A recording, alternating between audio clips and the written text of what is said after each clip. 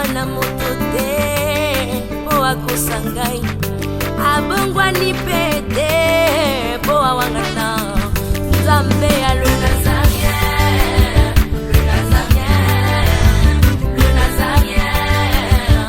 David Nazamba ayebana kitoko koma mokondima atako babakolaki mafuta na mosakolima lelo yayo bolingo ebateli le Nazarien lipamboli oyo emonanaka te mpeni mama kantelobi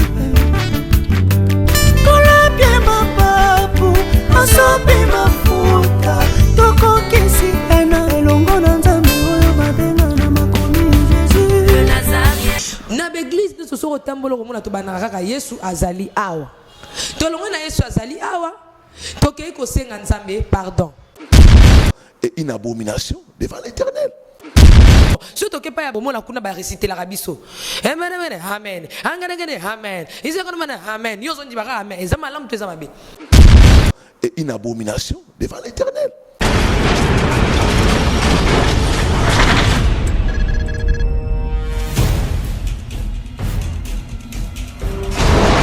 Pour vos annonces, vos prédications, vos clips, vos vidéos et autres, il y a qu'une seule adresse. N'hésitez pas à taper www.lesnazarins.com. En ces jours, nous sommes en pleine promotion. Extra matraquage. Olingi promotion ya produit na yo e bana monde entier. Olingi actualité, Olingi visibilité. Contactez les Nazarins. 100% chrétien, toujours vos amis.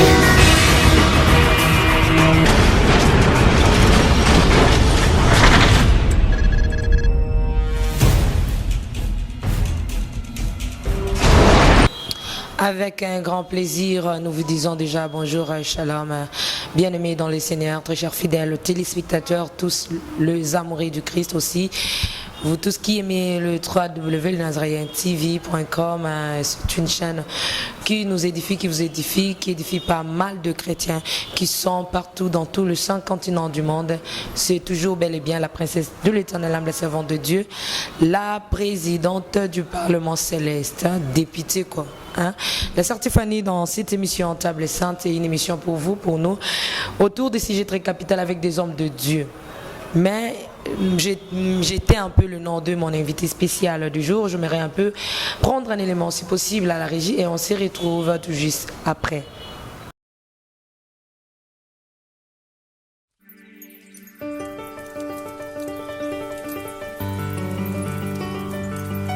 Que ce livre de la loi ne s'éloigne point de ta bouche. Médite-les jour et nuit pour agir fidèlement selon tout ce qui est écrit. Yambo moto akufa atikaka testament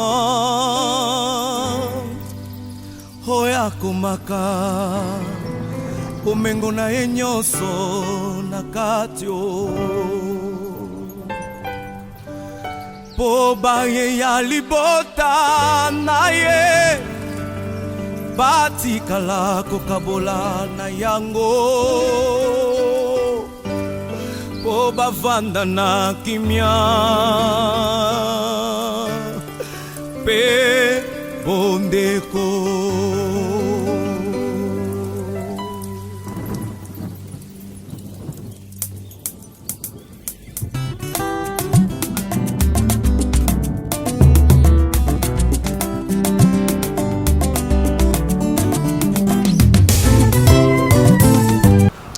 Un grand plaisir pour moi de vous savoir que vous êtes tellement nombreux sur votre chaîne le Nazarien TV.com avec la princesse de l'Éternel, avec le Christ aussi, il n'y a pas de souci, on est ensemble. Le temps pour moi de dire merci à Bandekouno Sauvazan en France, pour Polimonangana Bino, du jour au jour, Ezomata, Bandekwa Canada, Suisse, Espagne, partout Bissikabo, Landangana, Pesibino Bina, big salutation, pourquoi pas à Maman Thérèse Lokofé, pourquoi pas Maman Anne Kanambaï, Bandeko, Maman Louise en France, vous êtes tellement nombreux, Papa Edmo, mais je ne suis pas là, je suis avec l'homme de Dieu, le pasteur Paul. Avec lui, tu retournes un peu dans le sujet Oyo. sur la prière, la vie de prière avec l'homme de Dieu. Mais je m'en vais déjà pour ne pas monopoliser la parole, dire déjà shalom, shalom, bonjour papa. Shalom ma soeur. Vraiment, nous avons un moment mingi à cause na émission Oyo pour na coétifier d'ensemble de partout dans le monde, qu'on peut savoir vraiment connaissance pour battre les manakati à prière, pour elonga na biso ba chrétien et ça na kati à prière. Elonga na biso ba chrétien et ça na kati à prière. 3 ans il y a les Nazaréens, ceux qui ba prière na yoté. Mais tout athées. Parce qu'ils ont prié, le 13 octobre, les Nazaréens, ils ont coqué 3 ans. Pasteur Chen, ils ont coqué 3 ans. Lilobano Nini, et puis avant toute l'émission, Nini, au rassuré dans le botana bananza. Vraiment, le banang des Anzambé à Pambola aussi, Stéphanie.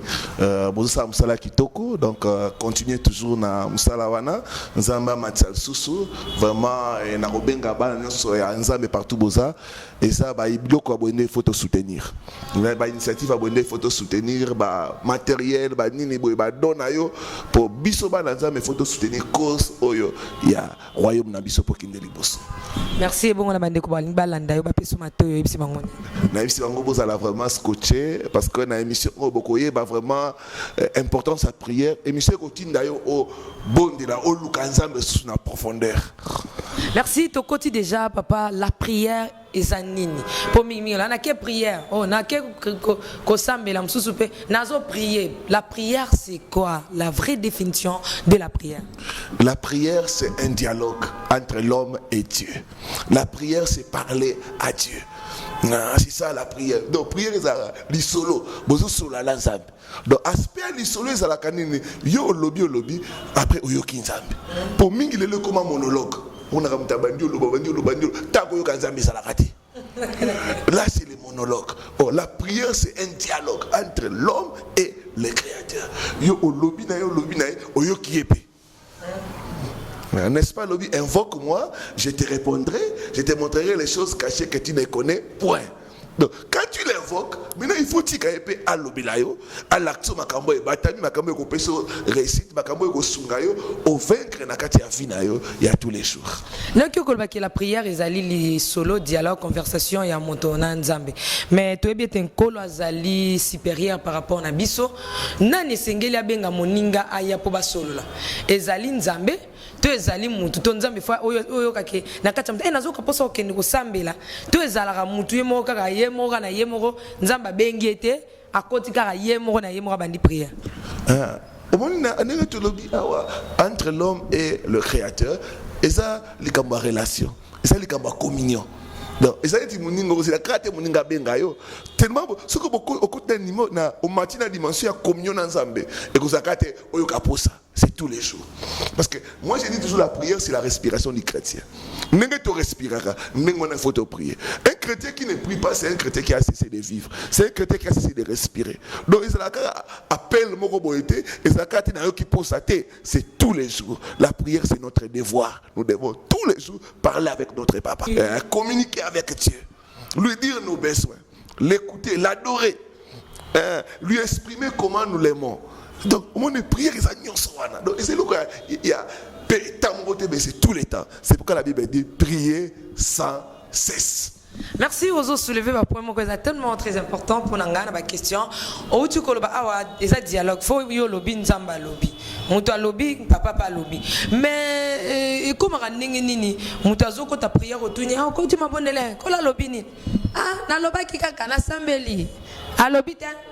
Est-ce que c'est obligé qu'à ce que lobby nzambe pas lobby sur les champs pour ceux qui pas lobby tes années tu ebisi mutu likamba lobby est-ce que saboter oté o jija connait ni ba chrétien assemblée la mais nzamba lobby la yeti ayoka ka nzambe ti. Non, ce n'est pas normal. Ce n'est pas normal. La Bible dit quoi? Mes brebis entendent ma voix. Il faut mettre ça dans mon papa. Beaucoup d'enfants ne sont pas enseignés sur comment entendre Dieu. Mais ils sont arrivés à capter le message. Voilà les enseignements. Donc, prière et ça, dialogue.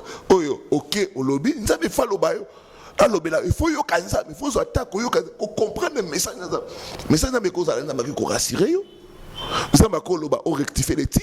Nous avons Dieu parle par beaucoup de manières. Non, mais ce qui au bon de solo, nous avons kolobelo. Dieu peut nous parler aussi au travers de la parole de Dieu. Tant que nous avons na moment de prière wana na méditation ah vraiment na na prière verset o baté o ezanzambe vraiment lobelinga pour la problème moi. Na mona ezofongola vraiment makasi papa Paul azofongola na kati ya libondeli to na mona bato azosala discussion nga na bondela kapana 10 heures du temps na lemba kate na liboso nzambe po même sozo sona muninga pasteur o mona o lemba te bozo sopa ya kotonga ozotonga o lembite ya kofinga ozofinga mutu pendant 2 heures ozo sona mutu normal mais comment na nzambe mutu azora vraiment tenté au moins mutu kazo sona ko nzambe yo yemoko yebizala kaka wana lembisa masumu pa kati. Et ça n'a tant combien fixé que mutu fois sur la nzambe. Et ça n'a combien de minutes où mutu fois la connecter direct à comment se sentir que atiki mabela koti na kati na ba dimension. Ah awa tukoloba boye omoni eza ndenge lobi eza makamba tande eza likamba disposition motema. C'est le cœur. Et puis, mingi, au monde bandeli, quand quelqu'un a un bébé spirituel, plus tu connais Dieu, plus tu vas passer beaucoup de temps avec Dieu. Dans le moment où on a la présence, parce qu'il y a plus tu connais mingi, plus tu soit temps, même baninga. Moi, je suis allé connaissance ma soeur est à mingité. Mais si vous continuez na profondeur, vous continuez à intimité, vous soit temps. Il y a comme la musique sur la taille belé. Tout ça autour na papa. Yongo bilo ume la prière bolo baka nini yango kuna. Ça va comme intimité. Et ça va comme kati. Donc tu continues à kati même temps notion te bungio parce que aux âges na kati ya présence ya zap. Donc il y a tout ça na kabala za mingi. Il faut que tous allons enseigner sur la prière. Même si qui enseigne-nous à prier. Parce que pour qui Jésus n'a pas prier, fait des prières à Zaki Nango Balobi, l'axabisonner n'est pas bon. Et c'est le comment parce qu'on doit apprendre à quelqu'un à prier.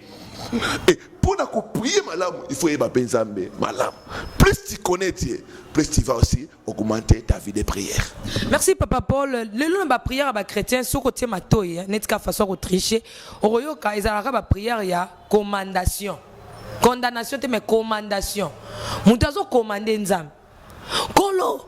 Omonia nenge zabo ngana lingi nzambe salelanga Seigneur yomoko yebi na soko salite. Est-ce que les bons délits zakara yango wana il faut ba chrétien purement congolais to se bazaka na ba prière ozo commander nzambe? Non, au moins ça problème enseignement. Trop commander nzambe te. Mais to koki par contre ko yebisa nzambe akoki sa parole nae na vie na biso. Prière plus ça dit qu'on rappeler nzambe lobanaye. C'est ça la prière. Donc tant que vous bon il faut rappeler nzambe ma promesse nae. Donc force à prière en la prière doit être basée sur la parole de Dieu. Pas sur les blablabla. Non, prière il y a solo ça pour rappeler nzambe lobanaye. Seigneur lobaki talabo lobaki na lingi na monango na lingi na vivre yango na vie na ngai sala kolo selon lobanayo na lingi na vivre lobanayo na lingi na vie lobaki n'est pas bon. Tout ce que nous ferons réussira. Talanga il vient échec. Et où tu as bien mais l'ombola yango. Zambe kokisa lobanayo. Naza la tête et nous la que voilà un peu. Si on a style wana oyo bisoto memala nzambe ya ko commander ye. Ezala impolitesse te pa nkolo to ezala on pas papa le roi pe ezala na riche. Ezala impolitesse te. Torobenga oni. Tokolo bakisa malamu te ko commander nzambe. Il ne faut pas donner des ordres à Dieu, mais rappeler à Dieu sa parole, rappeler à Dieu d'accomplir ses promesses. Avec la politesse aussi. Oui, bien sûr. Est-ce que Dieu mérite aussi la politesse devant lui par la prière? Oui, bien sûr. Il nous a créés. Et quelque part, tant que tu continues à avoir intimité, même amitié dans l'âme, il faut te respecter Nzambe quand même. C'est notre créateur. C'est notre maître. Nous avons tout de lui. Nous avons sa vie souffle de vie. Nous avons ça la chose là. Donc, à mériter respect, à mériter adoration, à mériter ton bangaye. Merci Papa Paul Tozoko ba toujours na mituna na moni zo fongola bino na moni pasteur Richard vraiment azola na malama. Merci le pasteur Richard Niekesa. Tika to tuna tant to yaka l'église ko bondela la prière. To yoko sangana na bandeko to lukelongi ya Nzambe na kati na église. Mais le comment uniforme et système ané outil wap est-ce que ça bien que ça malam to ezala ka biblique. Na l'église de soso tambolo ko mona to banaka ka Yesu azali awa. To longa na Yesu azali awa. tokei kosenga nzambe pardon. Tolongo na kosenga Yesu pardon, il faut kobakisa makila et sokola yo. Soki tolongo na makila ko sokola yo, molimo mosanto. Yeba kama sokolongo na côté molimo mosanto, tozo koya mingi mingi combat. Donc ils ont déjà bien établi mon dimazo, il y a déjà un programme ndenge pesa maka, ba modérateur nyonso, ba se pesa kabiso ba sujet de prière et landa makaka bon euta wapi, eza système euteli wapi. Mais quand on ko expliquer biso, est-ce qu'il faut ezali la kaka bongo na l'église nyonso. Or ceux qui te soulignent bien, notez bien, bandeko o topela to zaki na ngambo ya bandeko ya catholique. Bolobaki non, parmi biloko etina ba longa parce que uniforme, to ebi déjà ndenge misa e bandaka, na ndenge misa e sukelaka. Lelo pe bino ba réveil bo memi yango. Eza vrai ou faux, c'est bien ou c'est mal. Prière, il faut que ça la conduit par le Saint-Esprit. Mais n'empêche que souvent, au moins, il y a modèle, il y a prière, il y a notre Père. Au moins, il y a un modèle. Quand vous commencez, dites que ton nom, notre Père qui est aux cieux, que ton nom soit sanctifié. Donc, vous êtes présent dans ça, que ton règne vienne. Et ça va bien que modèle où il s'appelle la prière. Mais tu que la figée dans le parce qu'il faut tout ça la souple, tout ça la diriger par le Saint-Esprit. Et au moment même, le modèle de la prière, ils ont quand même calqué dans le modèle du tabernacle. Parce que le tabernacle, c'est ici comme ça. Au moment où il faut collaborer, kiff des reins, tout ça. Donc, parcours pour nous contacter la parole de Dieu. Donc, au moins, prier, on est pour préparer pour à côté la rencontre dans l'âme. Ce n'est pas mal, mais tout ça la mingi conduit par le Saint-Esprit. Prière, il faut la diriger par le Saint-Esprit. Mais c'est ce que vous connaissez qu'on changer le bité, le lobo banda na confession, le lobo banda na Saint-Esprit, le lobo banda na combat. Donc, il y a tout ça la conduit par le Saint-Esprit pour prier la vision efficace. Merci, papa. Oui. Ma question est un peu trop. Pasteur Paul, est-ce que c'est normal un vrai chrétien assidu dans la parole? À chaque fois, à côté de la prière, il faut que makile sokolaka. Il y a ça la kaka masumu. Ata y na prière, il faut pas tout senga pardon. Il y a senga kaka pardon. Ils ont ma beto, ils ont ma lame. Na chrétien au sarko, les hommes ramsou na kata christianisme. Il faut mettre un dada. Est-ce que ça ma lame chrétien à télé makaka? Il y a les la kaka nkolo yo yebi. À côté kaka nzambe bandana kolimbisa. Non, tu le Bible, au moment où la Bible encourage tes vies à Massoum. Mais tout ça, dans la Bible, si nous sommes en communion avec lui, le sang de Jésus nous purifie de tout péché. Tu es en communion avec Dieu. Donc la purification est automatique par les sangs. Et ça, même temps où l'obité, malamoko déjà, on reconnaître, malamoko au bon ici dans un. Donc, il y a un travail dans un mais bon, il a été dans l'église, tant qu'on y a nous banda ko sala confession. Tant que au moni que l'on mon salimabe, banda ko se répartir ici kawana. Bongi sa relation dans un et continuer.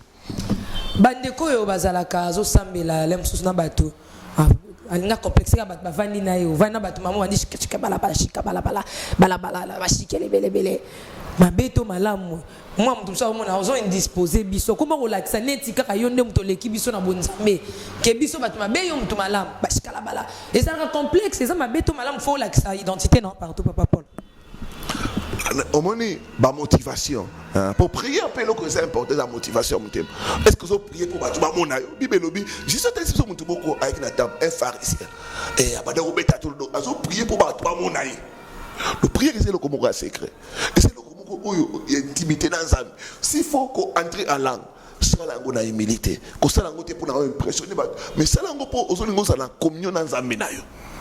Mais obi que papa Paul ndenge ba pasteur bo enseigner biso mingi prière à saint nzamba yo ka ngote so be nozo bonde ali nakata mtema nkola yo ka te fo pena mungongo eganga wala nkolo oza pena senti ja ekoti nzamba ekomi te le bi bongote au bon ba prière monsieur singa yase prière monsieur singa yase donc ozo sala na mtema na yo Dieu écoute la prière. Donc, et ça, côté moko, on a un lobby d'enseignement, et puis compréhension d'enseignement. Tu vas comprendre que l'enseignement, il faut ganga. Quand ganga, tu ça la razama la prière. Donc, et ça, relation dans ensemble, c'est important. Comment ça, mungongo, tout le monde qui ça, mungongo, mais ceux qui sont en relation avec l'ensemble, la Bible dit la prière du méchant est une abomination devant l'Éternel. Donc, et ça, ma ganga, et ça, ma boité, et ça, ma bonde là. Ya yo ozo sonna papa na yo. Yo zo soana papa na yo mais komi boni olobi ke mutu azo soana papa na ye tolingaka toyeba lelo koma ndenge nini ba chrétien ba koma lourd. Un chrétien azoka tant ya kosolola nzambe ye moko te ya ebika ke jour à prière tozaka na yango mardi jeudi na dimanche. Oh soki na roya kiltite na prière na ndako te. Donc ngana yaka ko prière kaka mardi nzamba ko mona na présence ni ka mardi jeudi na dimanche sans quoi nanda kuna ko bondela te pasteur na biso abondela rapport na biso a gêner la biso c'est quoi quel enseignement obino ba pasteur bo pesi na bandi omoni wana za ko comprendre malamu te évangile parce que ezana eloko moko biso basali nzambe même ba mususu ba kolanda biso ba koza d'accord na ngai il faut toter à batou la prise en charge. Il faut se prendre en charge spirituellement.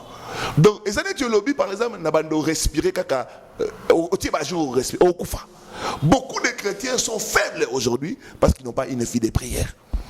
Donc, vie de prière, c'est le comment on va casser. Il y a un secret à victoire.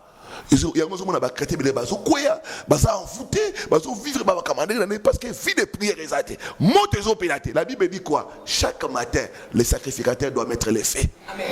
Au moins, prière, il faut ça la vie. Et ça va comme l'église. Tant qu'une église au Sangani, aux humains, au Sangani pour monter puis la macasse. Il faut y aller la monte. Il faut y aller.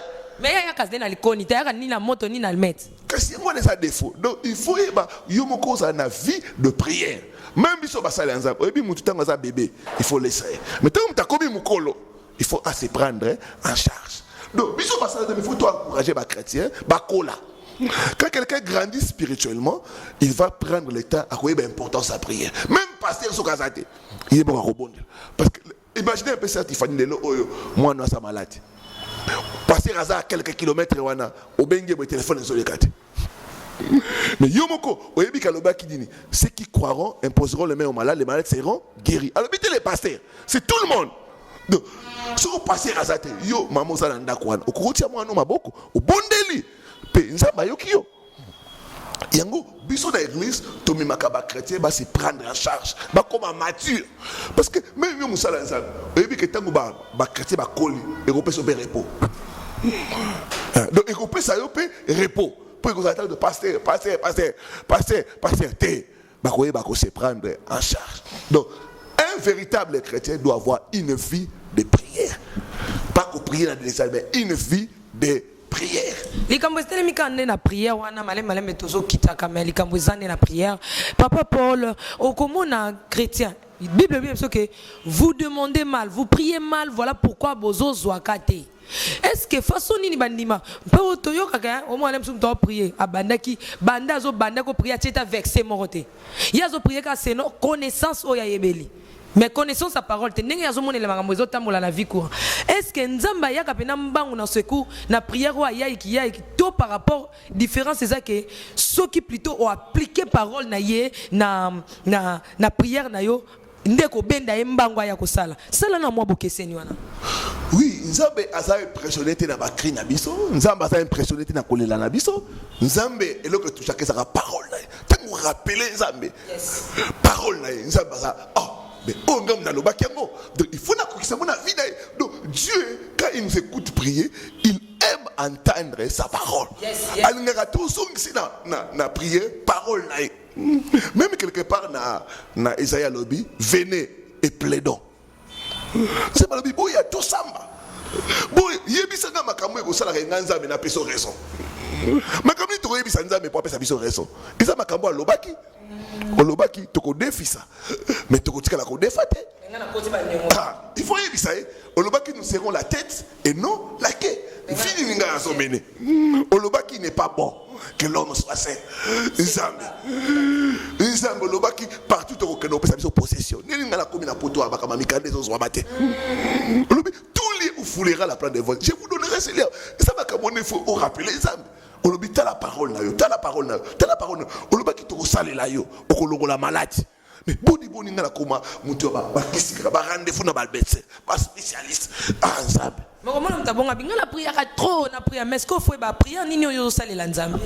La Bible dit mon peuple est détruit faute de connaissance. Yango batebele bazole que ça tembele na prière mais bazo bonde la. Bandela papa Paul. Batebele bazole que ça tembele na prière mais bazo bonde la. C'est qui ôté. Mais on est là parce que et loko et si bakanzambe et permettre à nzambe à sala et sa parole là. Donc si j'ai bien compris papa Paul, c'est que prière est tambolaka nzela moko na parole. Oui, bien sûr. Prière ne ko ebe biso tant que le bana prière même dans adoration je vais gérer tout ça ngwapi. La parole même ba attribuer nzambe mososo tu es merveilleux, tu es fidèle. C'est ça le moment où tu as inventé que on a inventé. Jéhovah Rapha, Yonde le créateur. Même adoration d'abisso et fandi la parole. Comment tu peux adorer Dieu sans la parole de Dieu? Sans quoi baba attribue David a décrit Zambi. Quand je regarde les cieux, l'ouvrage de tes mains, ça vient de la parole. Psaume wana, et ça va ima adoration. Mais nous faut toyemba, donc parole et ça est loko o etiaka prière. Ngouya, efficacité. Merci beaucoup, nous sommes arrivés à la fin de cette émission. Mais deuxième langue que vous avez poésilité parce que vous avez quitté mon inspiré. Papa Paul na deuxième élément au royaume où bisa bana na nzambe. To kozosko ba style ya kosambela ya batu.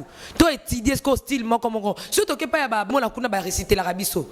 Amen amen amen. Angane amen. Isa kono mana amen. Yo zonji ba amen. Ezama lam to ezama be. To ke pe kota ba bande ko namso ba catholique kuna ezalaka. Mokonzi azala na bino. Aza. Est-ce que c'est normal to comme koyemba nzambe to ba prière to mo tsango le rôle à chantant ce qui peut te kota ba chrétien fire c'est bien sorte yana ko prier les ce qui peut te kei pe kota ba ndeko na biso ba kimbangiste bango kuna ale nkombo ya tata bazo croire ngo pe makambo ezo salema to ko étudier on mbala o ezo ya papa Paul pesa na goût déjà o confirmer ko kozala oui to kozala wana pona tout ça wana pona bino pona ko sunga bino botelema bosala ba homme na ba femme de prier boye ba comment prier selon la volonté de Dieu, comment prier selon les modèles de Dieu. Mot final et votre numéro. Mon fidèle langa nzamba pambola yo apesa yo posa ya kosambela. Oui bien eloko moko Jésus alobi na importance à prière na ebisa yo alobi quand vous priez dites que ton règne vienne. Ce que tu comprends de la terre, volonté nzambe ko sala mat. Donc nzambe allié accomplissement ya volonté na prière. Et ce qui est merveilleux c'est ça. Prière est une opportunité pour toi comme histoire asika. Pour la vie nabiso, pour la famille nabiso, même pour la mboka nabiso.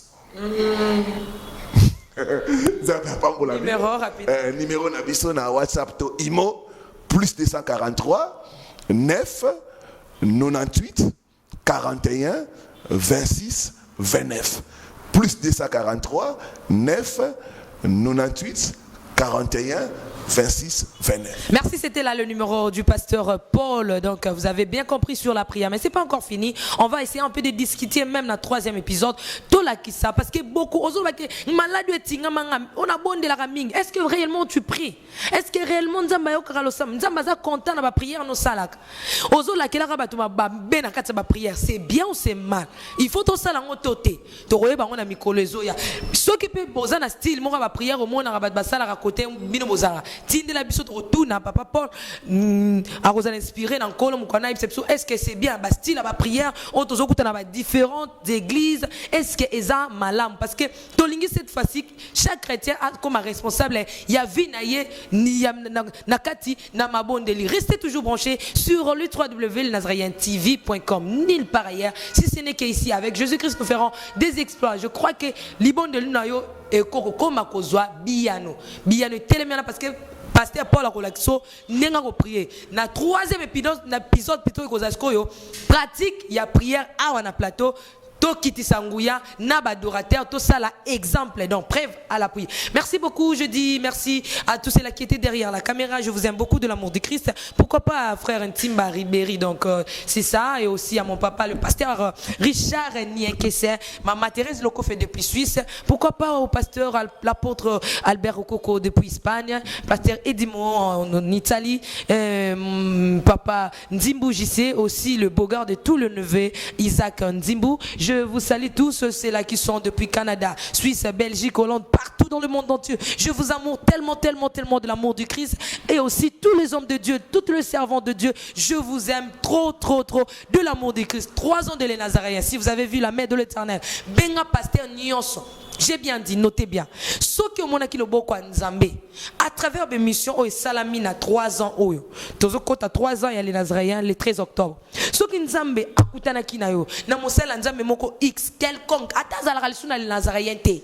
Bengaye, yebisaye, liloba moko, merci. Papa, merci pour le kono et simba kinga. Maman, merci. Attends les kakali sous te basé belé. Ba maman Fodi, ba les bazusali moi batant bazo les kate. Ba maman Rebecca, basé belé, ba pasteur basé belé belé belé. On ba les kakina des amis, soit ça ba voyage. Mais sous temps ils ont pesate. Mais sous misal les okanga bango mais benga bango ebisa bango merci. Parfois na ekoza la peli bondeli o eko déclencher makam sous ce qui pesa ba o baza awa ozo mona bazo les kaba papa Paul basé belé n'a pas mbola makinalité no merci. C'est appelé la princesse. Ma bien Nzambe ezawa mbaya Mungu ko la princesse. En tout cas, j'ai été béni par cette émission. En tout cas, que Dieu te bénisse. Et on peut m'abêter sur lui, mais là, t'as secret. Et puis m'abêter sur lui, que Dieu vous bénisse. Ciao.